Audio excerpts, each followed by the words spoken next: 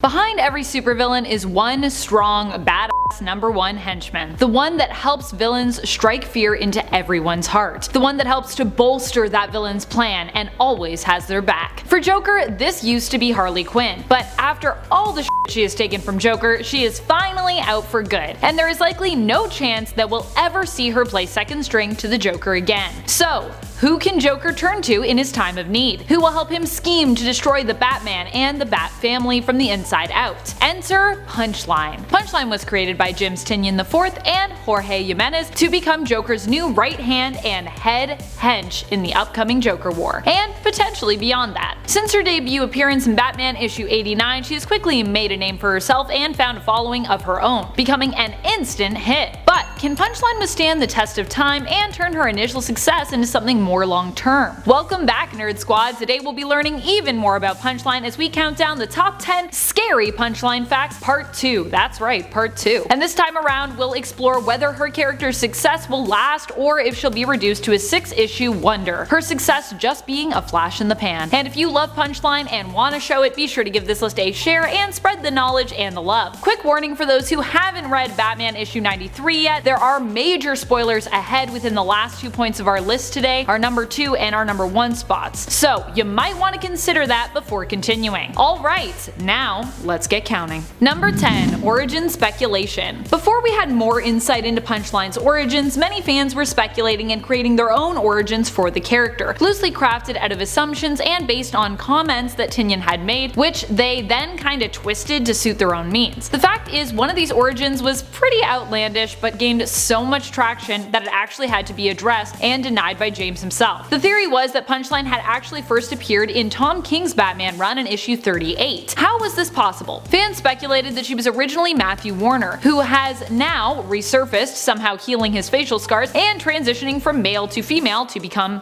Punchline. This was pretty outlandish for a few reasons, the main one being that the idea that Tynion, who created the character, somehow didn't, and that really Tom King was the true creator, and that the comment that inspired the theory was that Tynion said Punchline wasn't a nice guy. The key word that people latched onto apparently being guy. Tynion obviously dismissed this theory and any connection of Punchline to issue 38. So yeah, Punchline is not Matthew Warner, but apparently a lot of people thought that could be a thing. Number 9. The funniest. In the new issue of Batman issue 93, Punchline appears and makes a pretty big claim that she is the funniest person that the Joker has ever met. She is triumphant when she declares this, but what's interesting is the response she incites from Harley at her declaration. Being the funniest person to Joker, after all, might not be a good thing, and it could mean that Punchline's position or the respect she appears to have from the Joker is more unstable than we've previously been led to believe. While Punchline sees this information as something to gloat about, Harley gives us a different perspective, that the Joker loves to talk and make jokes, and that it is more likely that to the Joker, Punchline is just another one of his many jokes, and he's playing her. Harley reminds us that Joker has said many times that so-and-so is the funniest person he knows, and to take the compliment with a grain of salt, although I don't think Punchline's listening to Harley anytime soon. Number 8.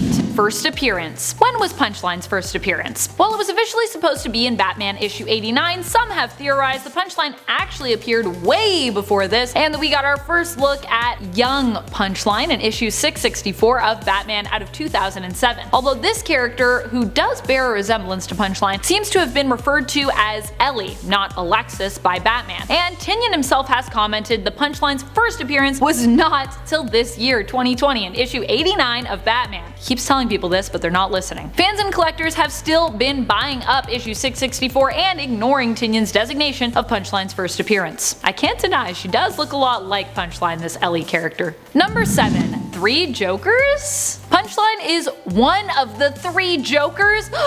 Just kidding, April Fools! But there was a time when everyone thought that this could be true. As part of an April Fool's joke, Jeff Johns revealed that Punchline would be one of the 3 Jokers who took over for the original following a car accident involving Batman and the Joker himself. People were confused and shocked by this statement. Johns also claimed that Jason Fabok, Jorge Jimenez, and James Tynion were all in on the plot, but later revealed that it was all an April Fool's joke, for better or for worse. Would you have been into Punchline being one of the 3 Jokers, or would that revelation cause you your one bad day? Let me know in the comments. Number 6. Her differences to Harley. On our Punchline Origins video, I noticed a comment on how no one really talks about what the differences between Harley and Punchline are, instead simply stating that they are different and that's kinda it. So we're gonna touch on that a bit here and break down some of the differences we have seen thus far. Why do we say Punchline is Harley's opposite in the first place? Well, this statement actually comes from James Tynion IV himself, one of her creators who has basically helped to make that the character's tagline. He created Punchline with this in mind, and seeing as how he's her creator, I think we can consider his statement as evidence. He would know what she's about. Fundamentally, Harley has always appeared to be more manic, more spontaneous. She'll steal a jetpack just for fun and wreak havoc with her gal pal Poison Ivy in Metropolis just for a change of scenery. She'll ask you for outfit advice while you're in the middle of a shootout. She's the kooky kind of crazy, which also makes Harley super fun and usually quite a loud character. Punchline thus far has shown us that she is methodical when it comes to her plots. She's killed a bunch of homeless people while testing her Joker venom just to make sure it was perfect before using it on her college's dean. When she spots Harley and Catwoman in the cemetery, she prefers to survey them as opposed to confront them. Thus far, she's appeared to be methodical, stealthy, and quiet. Although I will say both Harley and her do seem to be both quick to react. They got good reaction time. Other than her fast reaction time, all these traits contrast Harley Quinn's personality. 5. Not everyone's a fan. Many people have been excited about Punchline because there's just so much hype around her, and it's always exciting when a new big bad is introduced. We want to know everything about them, especially if they have a close connection to the Joker like Punchline does. But while many people are waiting to see what she will get up to and are looking forward to reading more about her, some characters in the comics already feel like Punchline is so passé, namely Selina Kyle, aka Catwoman. In issue 92 of Batman, she referred to Punchline as simply Joker's new girlfriend, and in issue 93 she brings up how obsessed Punchline seems with creating one-liners and witticisms using her own name. Everyone loves their little names when they've just gotten started, don't they? Catwoman says, implying the Punchline has not yet earned the cred that she throws around yet in Selina's eyes. Number 4. Fastest knives in Gotham. Something scary impressive about Alexis is just how quick she is with her knives. She seems so far to prefer fighting with a couple of small, sharp stiletto knives. In issue 93 of Batman, she proved fast enough to slice through Harley Quinn's jacket before she could fully move out of the way. That might not sound too impressive considering Harley Quinn is still just a regular human for the most part, but Harley is also known for being a skilled and nimble acrobat, so if anyone could tumble out of Punchline's way fast enough, you'd think Harley would be one of those few. If she had reacted a second slower, she likely would have lost some skin to Punchline's stilettos as well. Number 3. Just the way you are. We've recently learned that Punchline loves Joker just the way he is, in some kind of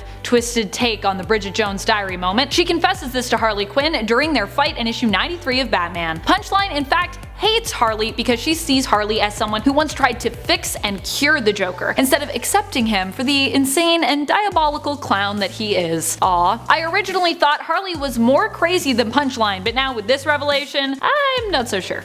Number 2. Punchline gets the last laugh. We finally got to see how the first fight went between Punchline and Harley, and it was devastating. Watch out, spoilers, spoilers, spoilers. As expected, Punchline took this first round, but in a much more brutal fashion than I think many of us were anticipating. Although to be fair, Harley has taken a lot of beatings in the past and managed to get back up. Still, this fight ended in a way that left many Harley fans reeling, even knowing how resilient Harley is. Punchline manages to dodge bullets and get up close near the end, not just going in for a quick 1-2 stab, but full on slicing Harley's throat as she passes her before having her clown goons toss Harley back out into the sewer. Whew, sounds like an infection waiting to happen to me. While her finishing move on Harley doesn't solidify her place as a staple character just yet, it seems like Punchline is definitely continuing to move in that direction. Number 1. Fleece the Cat. You might be thinking, what is more terrifying than Punchline taking out and possibly killing Harley Quinn? Well, she doesn't stop there. You might think that fight would be all we'd see of Punchline in issue 93 of Batman because it was pretty big, but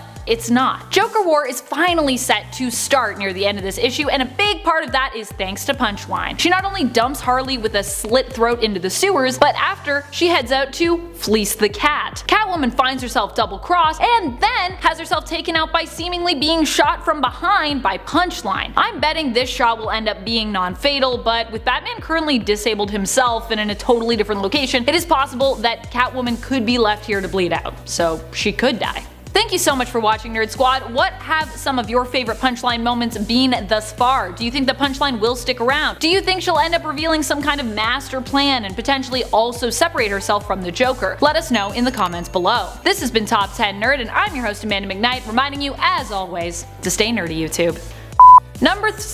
No, I almost said number 3, but that's because I read 3 Jokers. Yay. As part of an April Fool's joke, Jeff Johns— there's like a fluff on me, sorry.